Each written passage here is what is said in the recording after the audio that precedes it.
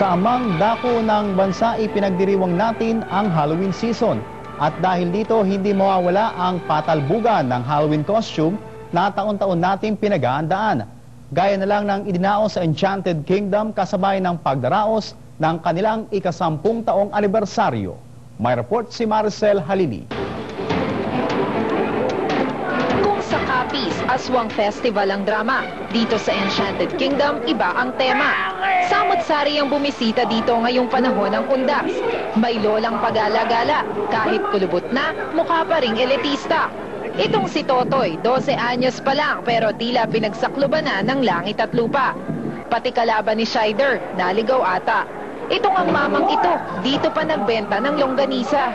For this year, 2005, it's doubly significant because yesterday we celebrated our 10th anniversary. So we opened the second decade of our existence with a grand Halloween night.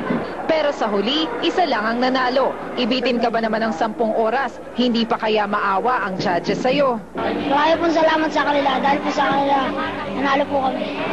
Sa gitna nito, may mensahe pang iniwan itong isang maligno.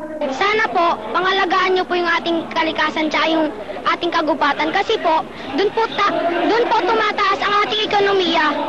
Dahil po alam po natin na yung Pilipinas po, mababa po ang ating ekonomiya. Sa tingin ko po, hindi natin papalit-palit ang presidente. Kailangan lang po natin magkaisa po. Ako si Maricel Halili at ito ang News Tonight. At yan